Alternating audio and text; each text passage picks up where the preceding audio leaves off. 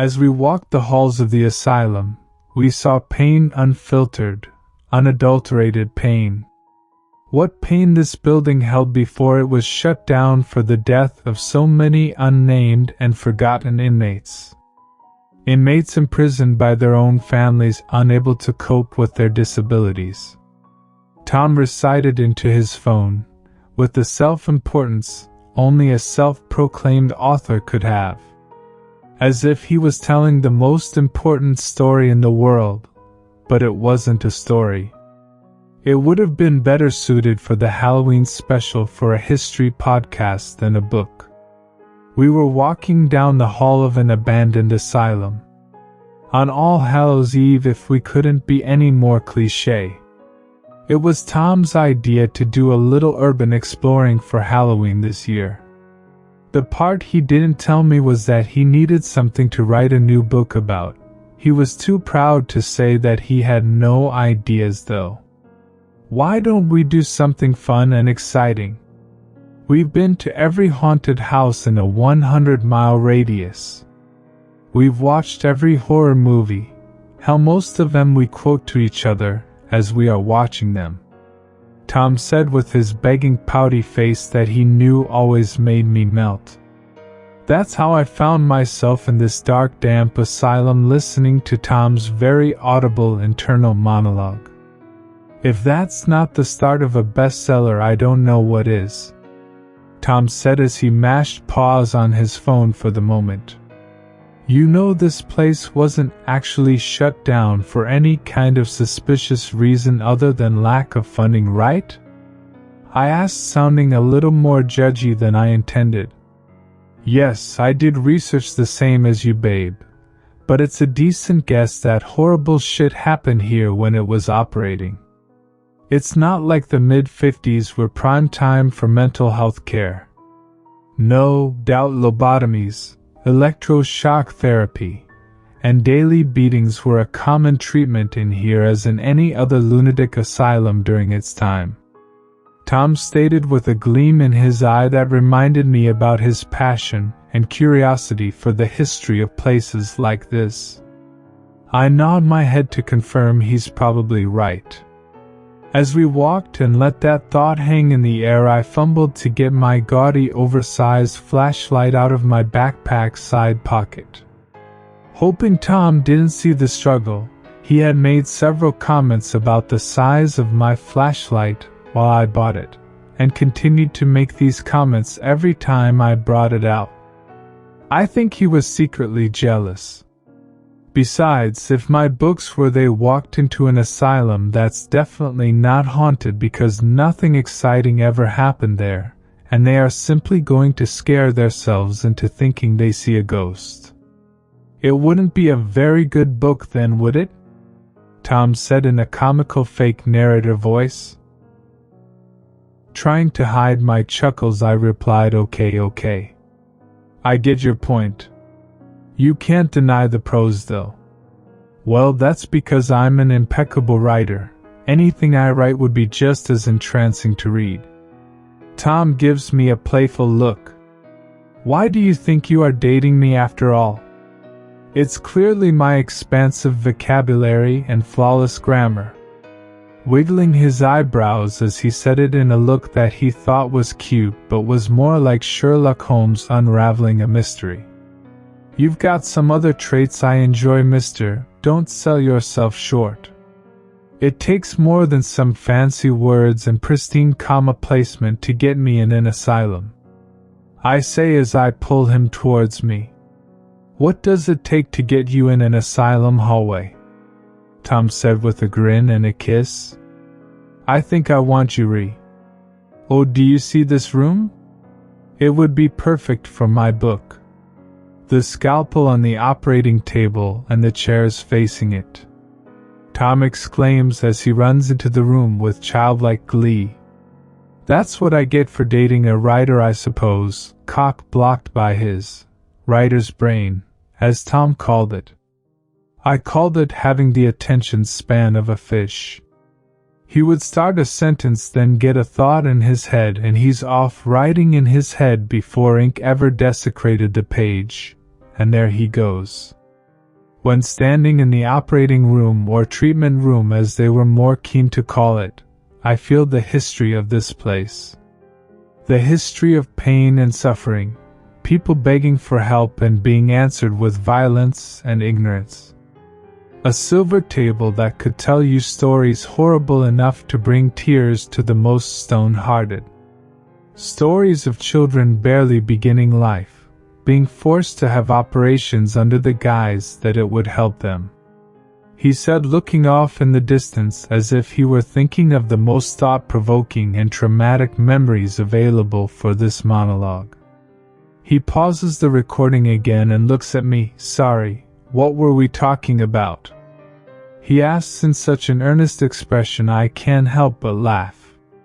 We were talking about how big of a ring you are gonna get me after you make a fortune of this book you are writing. I say a smile and give him my puppy dog eyes. Yeah, okay, babe. I'll tell you what, if this book ends up being a bestseller, you can pick out any ring you want. Really? How much does it take to qualify as a bestseller? I ask with too much enthusiasm, knowing he's fucking with me. That's the whole point, sweetie, a lot more than I'm probably going to. He says, laughing. How many did the last one sell? I ask. Tom's eyes flicker with that sad look he gets when he gets ready to put himself through the emotional ringer. About 300 maybe. He spits out as he turns and walks off, leaving me staring at the silver table. I follow him out, trying to figure out a way to change the topic onto something more cheery. I walk down the hallway looking for something to ask a question on. One thing Tom always loved was educating the less knowledgeable. So there aren't any spooky Halloween stories about this place? I ask, knowing that will get his mind off whatever he's bullying himself over in his head. Yeah, actually, but I can't quite remember it. I mean, there's all kinds of stories about ghosts in the windows and specters roaming the halls. But honestly, if you have a haunted asylum and don't have those stories, what are you even doing? Tom asks sarcastically. I'd say that means your town is pretty unimaginative. Exactly right. This place breeds stories like that because you can look at it, and it just gives you that vibe. Tom says, gesturing to the hallway surrounding us. I mean, it's almost impossible to not think ghosts are gonna get you when you walk in here, right? Tom asked. I mean, yeah, it's an old abandoned asylum, I'm not gonna lie and say it's not creepy. But I think if you went into an abandoned McDonald's it would be creepy too. These places are supposed to be full of people and noise, not emptiness and dust. I said. Always the skeptic, huh, babe? Tom replied, rolling his eyes at me. He'd always been more of a believer than I. Sorry, babe, but you're never gonna convince me that everyone's spirits are still wandering around looking for peace. It's just not how things work in my head. And how does it work in your head? Tom asked. Well, I guess my thing is there are a lot more people that don't have unfinished business or vengeance to exact. What do they do? Go to heaven? And if you have unfinished business you stay on earth, why though? That only means that the people who are satisfied with their life can get into heaven? It just doesn't make sense to me. Stopping mid-sentence, I grab Tom and pull him into a room shooting off the hallway. Tom starts to talk, but I cover his mouth and put my finger to my mouth as a warning. We aren't alone. We sit in the silence for a second when Tom gets impatient. What? Did you see something? He whispers. I did see something, but I don't know what I saw. It looked like a hand curling around the corner of the hallway wall. We were a little ways away from it, but I'm certain I saw something. Not being able to think of the words in the moment to explain that, I nod my head slowly. Well, what was it? A crackhead? Tom asked, more curious than concerned. I don't know, it looked like a hand was on the corner of hallway. Tom snickers. I appreciate you trying to get me in the spirit of the place, sweetie, but it's atmospheric enough without fake ghosts. I'm not joking, Tom, I really saw something at the end of the hallway. I reply with a twinge of irritation rising in me. What did he think I was doing, trying to come up with a story for his book? Okay, sure, babe, but if someone is up there we should probably see who it is, Tom said casually, his voice returning to his normal volume. Why the hell would we need to see who it is? I do not want to get stabbed by a homeless man today, do you? Because they might be hurt or need help. I swear sometimes Tom honestly thought he was in one of his books where he had plot armor. I know that his heart was in the right place, but that was possibly one of the stupidest ideas I'd heard in my life. Why would someone who is hurt or need help be in here? Why would someone be in here anyway is the better question. Let's just go, we've seen a few rooms and I'm thoroughly creeped out, so mission accomplished. Yeah, you might be right, sweetie, it might be best to let the crackheads have the run of the place, Tom said, realizing the insanity of what he had said. We both stood up and eased our heads around the corner, trying to see if the coast was clear. We decided it was. We ease out in the hallway and start quietly making our way towards the exit on the opposite end from the corner I had seen the hand. 20 feet. We made it 20 feet from the door, and then we heard it. A man's scream paralyzed us. Not a clear scream, it sounded like he was convulsing as he screamed. Like he was mid-seizure and screaming. And it was loud, so loud that I would have thought it came from a speaker over our heads. When it finally stopped only seconds after it began, we looked at each other. What the fuck? Is what I said, but my voice didn't work. My lips were dry and sticky. If only Tom's voice showed the same absence. We have to go check that out, right? I mean, whoever that was, they definitely aren't okay, Tom said as he turned to go back down the hall. Having no desire to go back into that place, I stood still, weighing out the options in my head. The pros of leaving are we aren't in any danger, we get to go home and forget about this whole night, and we don't have to find out who made that noise. The cons of leaving are a guilty conscience, possibly leaving someone to die in pain. I would like to that I wanted to go back in and make sure everything was okay inside, but Tom, we need to get the fuck out of here right now. There's no way I'm going back in there to find where that came from. It came out of my mouth without hesitation, no debating necessary. Tom stopped and looked back. Go wait in the car then. I'm going to see if they need my help. He started back down the hall. Wait, this isn't one of your books, you aren't the hero. Why don't we call the cops? I whispered at him. Trespassing, sweetie, it's a crime. And I don't want to call them if it's nothing and they arrest us. If you would like to go to jail, then sure, go out, get in the car and call. He said, even tone, but with a look that said that was the end of the discussion. Fine, but if you aren't back in 5 minutes, I'm calling the cops. I felt like shit as I said it. Like a coward who had been exposed. I didn't even like the horror stuff like he did.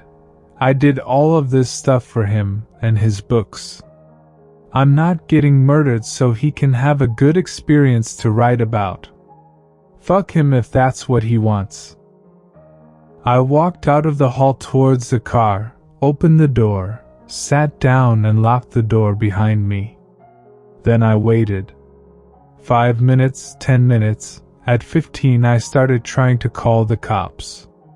To no one's surprise, there was no phone service. If he's not back by 11:45, I'm leaving to get help. I told myself, thank God I kept the keys in my backpack. After 30 minutes, right as I started to swap seats to crank the car, I saw him. It was Tom coming out of the asylum. He was moving slow and stiff like he twisted his ankle. "Hey, are you okay?" I asked. What was the noise? Was there someone in there? He kept walking towards with no answer. "Tom, quit fucking with me. I'm sorry I didn't go back in with you, but what was it? I want to know," I said, trying not to give away the twinge of fear I was starting to feel. He was getting close now, still making no sign or even hint that he had heard me. Then a horrible thought hit me. What if it's not Tom? It's dark, all you can see is it's a person. What if this is the screaming man? What if it's who made the man scream? Panicking, I turned and looked for my flashlight in my pack, trying to find it before the figure reached me. I had about 60 seconds before he was on me. Unzipping my pack, I reached in my hand, shooting to where the flashlight should be. I felt the hand on my shoulder latch on and start pulling me back. Flashlight in hand, I mashed at the button on the hilt. Light exploded, blinding me for a brief second before I saw it. It was Tom. His eyes were dim and unfocused. He didn't look like he even knew what was happening or what he was doing. That's when I realized it wasn't Tom, not the same Tom that I had left in that place. Tom had a huge bloody chunk out of his head, showing off way too much of his skull. Then his hand found my arm. It was ice cold like a corpse. Maybe that's what he was now. He had a hell of a grip in those hands. He latched on and started dragging me back to that damned building. Stumbling and trying to get my footing, I slapped at the thing with no avail, until I felt the flashlight still in my fist. I planted my feet into the ground enough to put as much room between the thing and me as possible and swung. The sound was a resounding thud. The flashlight connected to Tom's head hard enough to break his exposed skull into pieces. Tom staggered, his hand let go of my arm, and he dropped to the ground, flashlight still in his head, exposing the gore of the man I loved. Now with the light, it looked like his neck had been broke. After that, I don't know what happened. I don't remember anything. I can guess I got in my car and drove myself home to our apartment, since I woke up there a day later. It's all an empty space in my head, however. I don't know what happened in that place or what took Tom, but I know I won't be going back.